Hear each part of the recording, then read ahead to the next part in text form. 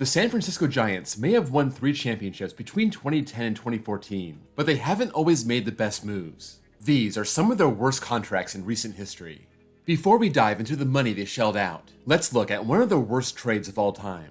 In 2011, the Giants were defending their championship, but they had just lost Buster Posey for the year. Still, they were in first place, and at the deadline, they picked up Carlos Beltran, having a great rebound season for the Mets. Truth is, Beltran did great for the Giants, hitting 7 homers, a .323 average, .920 OPS, but he did miss 2 weeks in August because of injury, and the Giants finished 8 games behind Arizona in the West and 4 games behind St. Louis for the wild card.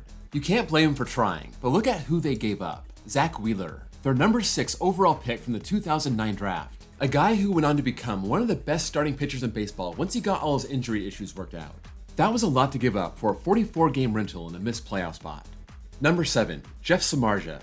Before the 2016 season, this wide receiver turned starting pitcher signed a very nice 5-year, $90 million deal. A little bit high, considering he was coming off a season in Chicago where he threw 214 innings of batting practice, led the majors in hits and earned runs, led the league in homers, and posted an ERA close to 5.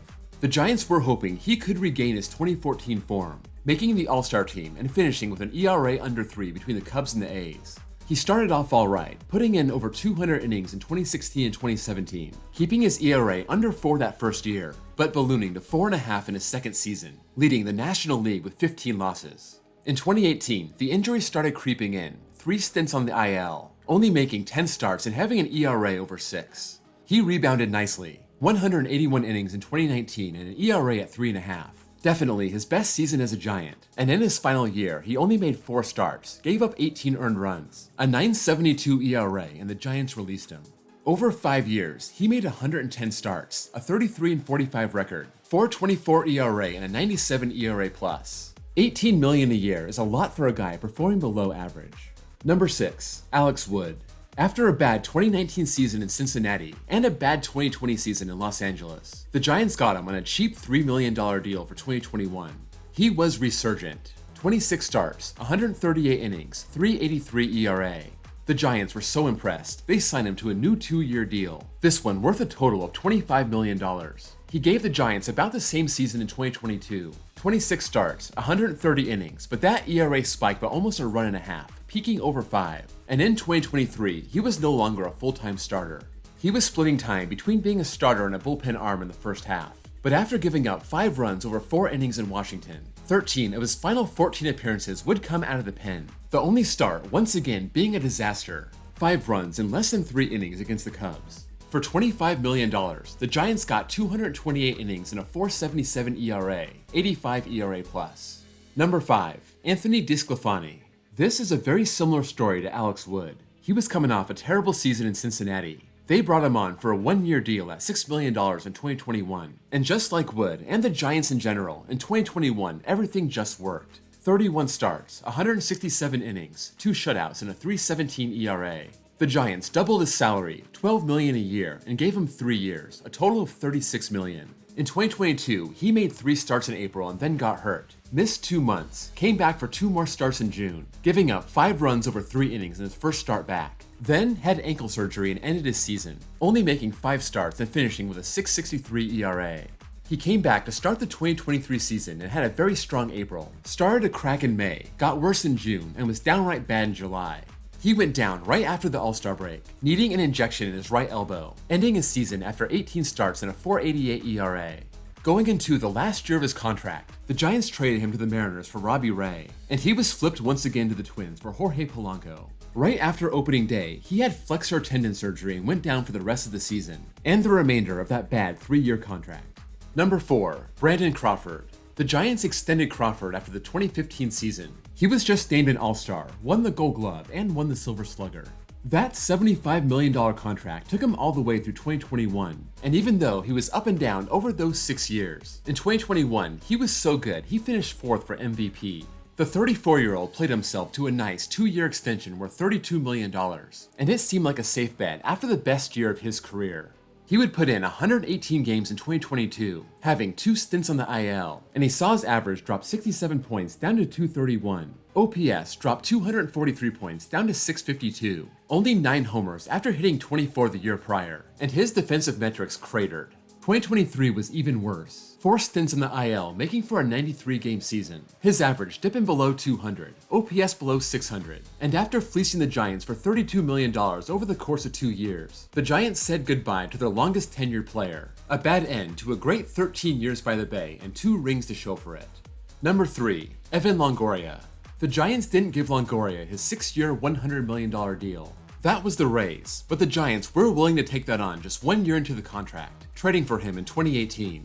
Longoria had fallen from superstardom in 2014 and 2015, but had a big rebound year in 2016 to earn that big extension, and his first year of the new deal and his last year in Tampa wasn't great. He won the Gold Glove, but his OPS dropped over 100 points and he fell to a below-average player. The Rays were happy to move on, and the Giants were hoping to get an everyday stalwart at third base. After all, between 2013 and 2017, he was averaging 160 games a season. As a Giant, he would never put in more than 129.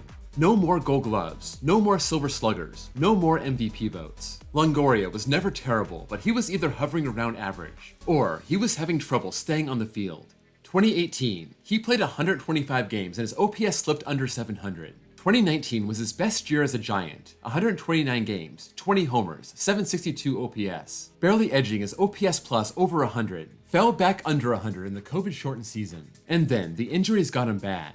In 2021, he had a very good 833 OPS but only put in half a season, spraining his left shoulder and missing most of the second half. And he missed all of April and some of May in 2022, needing surgery on his finger, only playing 89 games and a 767 OPS. By this point, he was 36 years old. His offense was on the downswing, his defense was declining, injuries were becoming a big problem, and he would move on to Arizona for the 2023 season. In his 5 years as a Giant, he hit 70 homers, batted .251, and had a 750 OPS, 103 OPS plus. Not worth close to $17 million a year. Number 2. Johnny Cueto. His walk year was 2015, having been traded to the Royals as a hired gun and helping him win a World Series. The Giants brought him on for 6 years and $130 million, and right off the bat, it looked like a great deal. Cueto started the All-Star game in 2016, 219 innings, a .279 ERA, and 6th place for the Cy Young. That's where the good times ended. His ERA jumped almost 2 full runs in 2017, missing a month and a half after the All-Star break, but he started 2018 on fire. After 4 starts, he was carrying a 0.35 ERA, but then he sprained his elbow, missed more than 2 months, made 4 more starts in July and got shelled, and the writing was on the wall. Johnny Cueto needed Tommy John surgery. This would knock him out all the way until September 2019, only making 4 starts, pitching 10 scoreless innings to start and then getting knocked around in his last 2, ending with a 5.06 ERA. He would be healthy for the short 2020 season, making 12 starts but having a putrid 5.40 ERA. And in the final year of that deal, he made 22 starts, missing the second half of April and most of September, only putting in 114 innings and a 4.08 ERA, ending his Giants career with a just above average season. For $130 million, he had 1 outstanding season, 2 seasons that are right around average, 1 terrible season, and 2 that were lost to injury. Number 1. Barry Zito. I don't think there was any doubt about this one. I think Barry Zito is still a dirty word in San Francisco. He had a great 7-year run in Oakland, a 3-time All-Star, Cy Young winner in 2002. His contract year was also very good, 221 innings, 16 wins, and a 3.83 ERA, 1.16 ERA plus. So, he crosses the Bay on a 7-year, $126 million deal, right in the prime of his career at age 29. Going to a pitcher-friendly park in San Francisco, and he never saw that ERA dip below 4 ever again. He was a workhorse, I'll give him that. He put in at least 32 starts in 5 of those 7 seasons. His last year, he put in 25, and his only truly short season was 2011, finding himself on the DL for the first time in his career and actually making 3 trips to it that year, only making 9 starts. He put in the work, but the results weren't good. He had 3 years in the low 4s. His only year with an ERA plus over league average was 2009. His first year, he was in the mid-4s, and his other 3 seasons, he was above 5, twice knocking on the door of 6. This was not the ace the Giants thought they were signing. He was just a below-average starting pitcher, ending his 7-year run with 197 starts, 63 wins, 80 losses, a 4.62 ERA, and an 87 ERA plus. That's all I have for the Giants. Let me know what you think of these contracts, and if there are any more that you can think of the Giants regret.